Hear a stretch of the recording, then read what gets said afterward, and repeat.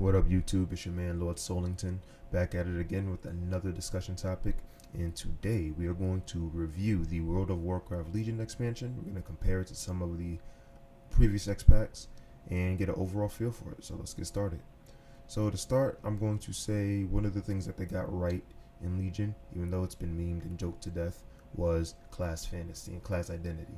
So for those who don't know, Blizzard doubled down and in some cases tripled down on the idea of making the class feel like a class. A Death Knight should feel like a Death Knight. He should be able to control more undead, and he should be able to be this, big axe wielding, frost destroying guy. So I think in the rogue, same thing with the rogue. You should be assassination should be focused on poisons, whereas outlaw should be focused on swashbuckling and swordplay. So I think tagging along that with the artifacts and the other stuff that we got, the class order halls and the class order hall missions and the class mount quests, stuff like that, I think Blizzard did a really great job ultimately bringing out class fantasy and class identity, because you could be the biggest WoW hater or whatever the case may be, but you can't say that an in-hand shaman, playing an in-hand shaman, the aesthetic, the feel, and the abilities itself feel the same as being a fury warrior. Like that would be blasphemous. So props to Blizzard for nailing down class identity and class fantasy. A con I'm going to say, and I think this goes without saying because I'm pretty sure a lot of the player base feels this way, is the legendary system. So for those who don't know, in Warlords of Draenor, instead of having random drops like it was in Legion, there was just a expansion-wide quest line. You got the ring you got a weaker version of the ring in the beginning, and then it gradually got stronger and stronger and stronger. And they forego that. And even in MoP, they kind of did that with the legendary gem, legendary cloak, up to the legendary cloak. I'm sorry, but they forego all of that. They forgone the expansion-wide quests and moved on to just random drops. Now, random drops sound like a good idea because in the grand scheme of things, you're not waiting an entire expansion to be full power. But at the same time, when you have multiple legendaries and it taking about 10 days to 2 weeks per legendary, and you may not gotten the right one or the one that's going to increase your damage or your healing output or your survivability, ultimately it felt kind of bad, in my opinion. I felt like if I'm on a DPS tune and I'm farming, doing all my emissaries, doing my daily dungeons, doing raiding, doing mythic pluses, and finally at the end of my grind I get a legendary and it's Safuz, that sucks. Like, it's like, yo, what did I do for the past 10 to 14, what did I do for the past 2 weeks? It ultimately sucks. And 2 weeks is if you're on it, like if you're logging in every day. It could take you longer if you have a busy schedule. So I think the legendary system was a good theory, good idea, but horribly executed. Like, it was terrible. And they tried to say, people, obviously the player base came up with ideas and ways and things you can do to get legendary faster, and Blizzard ultimately debunked it and saying, oh, we're gonna increase their drop rate of legendaries, but the player base never knew what their drop rate was to begin with. So it's like, you're still keeping us in the dark. Like, just tell us what it is. I would have been more pleased with legendary system, or I think it would have been a less of a hit if there was just like how there's a like if you're playing, I play with LVUI, and at the time I was playing, there was an artifact bar, and it was from beginning to end. When you hit the end, you got a new artifact level.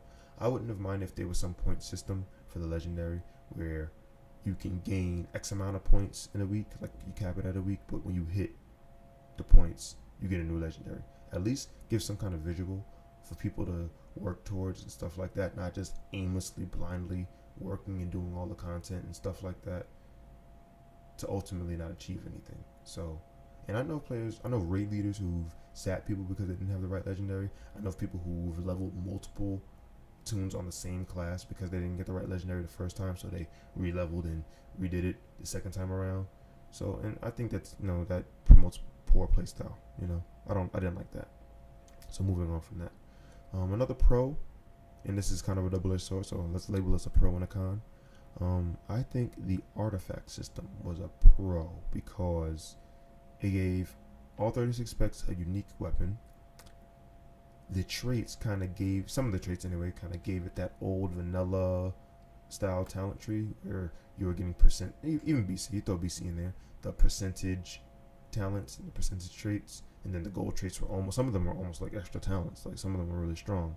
So, and some of them actually became talents. So that goes to show you that the trait system was something that Blizzard liked, and I liked it as well. I liked artifacts overall. I wish they would have kept them. I wish they would have did a little bit more with them. You know, originally artifacts were supposed to, the traits were supposed to change with each tier. Ultimately, that didn't happen. I would have loved to see that. Like in tier 1, the Nighthold tier, you have like Nightborn-esque traits, and then you go to the Tomb of Sargeras and you have Demon-esque traits, and then you go to Antorus and you have like Titan-esque traits. So that would have been cool to see. But ultimately, I think the artifact was a pro there. The con with the artifact is the artifact power.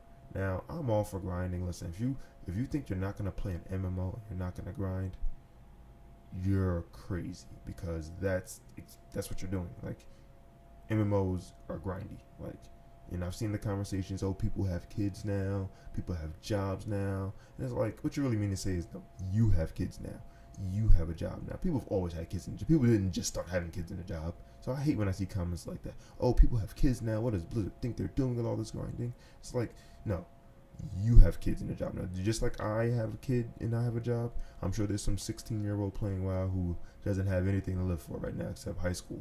So just because my schedule is shortened doesn't mean Blizzard should cater to the older audience. And just because Blizzard has the MMO doesn't mean they should just cater to the younger audience, because, you know, people ultimately do have different time schedules. So, but back to artifact power, I'm going on a rant. I think it started out well because, you know, it was just 200 artifact power here, 300 there, 1,000 for completing a quest line, maybe 1,000 for completing a Mythic Plus boss, and it just got out of hand very quickly with concordance, with the damage modifier. It just got out of hand, and Blizzard, I felt like they could have nullified that completely, and they just wanted to see big numbers and make you feel like you were doing stuff. And yeah, the artifact percentage, like the knowledge, helped, but at the same time, when you have to farm 1 billion artifact power, it doesn't feel fun, even if you're getting 600 million per quest or whatever. So artifact definitely a pro and a con. So wrapping everything up, what do I think of Legion? Ultimately, I think it was a great X-Pack. I think it was definitely better than Warlords of Draenor. Arguably better than Mr. Pandaria, and comparative to Wrath of the Lich King. The reason why I didn't mention Kata is because Kata's like in a weird spot. Kata was, I think Kata overall was below average, but so that puts Legion above it. But it's like in a weird spot because it started great, the rates are great, Firelance is great, and then Dragon Soul just tanked everything. But yeah, I would put Legion, honestly, I'll put it above BC and everything. The only thing second only to Wrath.